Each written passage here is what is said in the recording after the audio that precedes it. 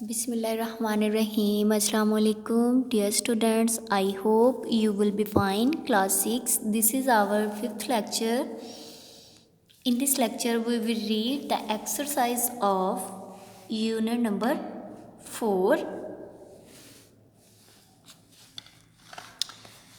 In the last lectures, we will read the complete reading of unit number 4. In this lecture we will done the exercise of unit number 4.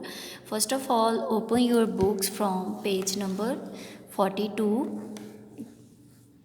This is first question of unit number 4. Write proper term word against each statement.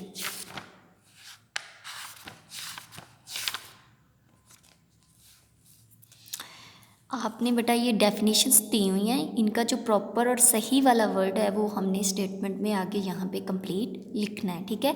Plants पौधे, animals जानवर and micro organism और छोटी मखलूक in an environment माहौल के अंदर क्या कहलाती है? बायोटिक। आपकी पहली ब्लैंक में बेटा क्या आएगा? बायोटिक, ठीक है। क्या आपने लिखना है यहाँ पे फर्स्ट ब्लैंक के अंदर? बायोटिक, ठीक है। उसके बाद आपके जो दूसरी ब्लैंक है बेटा वो क्या है? The animals that can eat both plants and animals. ऐसे जानवर जो दोनों पौधों और जानवरों को खाते हैं उनको हम क्या कहते हैं? ओमनिवोर्स, ठीक है। उनको हम क्या कहते हैं? ओमनिवोर्स। बेटा ओमनिवोर्स की एग्जांपल हम लोग भी हैं, ठीक है। उसके बाद क्या है? Bacteria and fungi are examples of. Bacteria and fungi are example of decomposer. और डीकम्पोजर्स कौन से थे? जो कम्प्लेक्स मालिक्यूल्स को सिंपलर में कन्वर्ट करते थे, यानी कि बड़े मालिक्यूल्स को छोटे मालिक्यूल्स के अंदर तक कन्वर्ट करते थे। जैसे कोई डेड ऑर्गेनिज्म था उसको सोइल के अंदर मिक्स करना, यानी कि उसको ख़त्म करना, ठीक है। ये हैं डीकम्पोजर्स और इनके एग्जाम्पल क्या हैं? Bacteria and fungi. बेटा नेक्स्ट है हमारा circle the letter of the best answer. बेटा ये जो लास्ट वाले 3 हैं ये आपके स्मार्ट सिलेबस के अकॉर्डिंग नहीं है, तो ये लास्ट तीनों आपने नहीं करने, फर्स्ट 3 ब्लैंक्स आपने करनी है। इसी तरह से जो MCQs हैं वो आपने फर्स्ट 3 MCQs करने हैं, लास्ट 2 MCQs नहीं करने, ठीक है। And abiotic component of the environment is, ठीक है।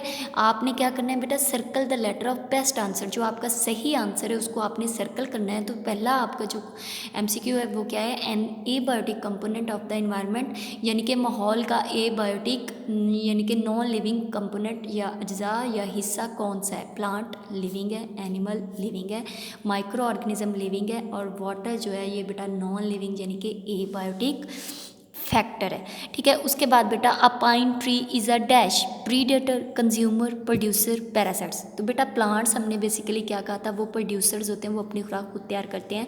तो पाइन ट्री क्या है? प्रोड्यूसर है।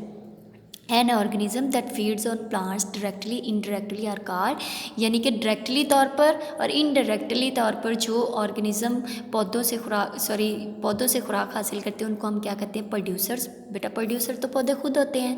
प्रीडेटर शिकार करने वाले होते हैं। प्रे जो शिकार हो जाते हैं। कंज्यूमर क्या होते हैं? खर्च करने वाले, खाने वाले, यानी कि दूसरे प्रोड्यूसर्स को खाने वाले।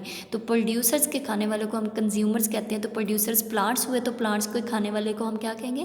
कंज्यूमर्स, ठीक है। उसके बाद बेटा ये लास्ट दोनों आपने नहीं करने, आपके स्मार्ट सिलेबस का हिस्सा नहीं है। उसके बाद बेटा आपके एक्टिविटी नंबर 3 है answer the following questions in detail, ठीक है। इसके आपने ये फर्स्ट दोनों करने हैं। How do plants depend open animals for their needs, यानी कि पौधे अपनी ज़रूरियत को पूरा करने के लिए जानवरों के ऊपर किस तरह से मुनहसर होते हैं। ये बेटा आप अपना पेज ओपन करें, पेज नंबर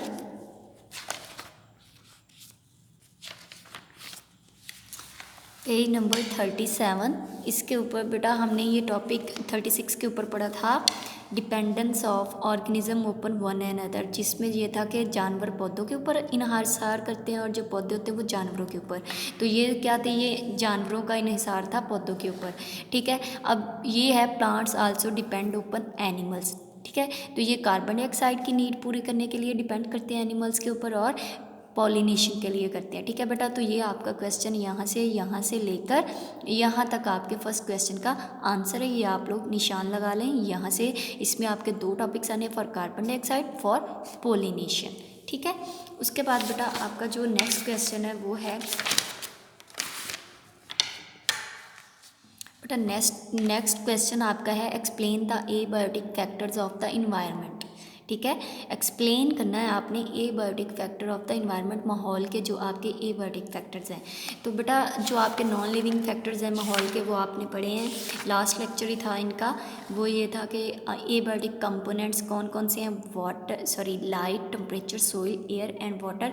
ये आपका यहाँ से लेकर ये आपका कंप्लीट बेटा आपका आंसर है। ये भी इसमें आएगा, टेम्परेचर भी, एयर भी, सोइल भी, ठीक है, वाटर भी। ठीक है, तो यहाँ तक ये आपका कंप्लीट इसका आंसर है। ठीक है बेटा, उसके बाद आपका इस तरह से आज का लेक्चर कंप्लीट हुआ। आज के लेक्चर में हमने यूनिट नंबर 4 की कंप्लीट एक्सरसाइज डन की। ये आपने एक्सरसाइज राइट भी करनी है, लर्न भी करनी है। अगर आपको फिर भी कोई समझ नहीं आई, आप हमें व्हाट्सएप के ऊपर कॉन्टैक्ट कर सकते हैं। Wish you best of luck. Allah हाफिज़।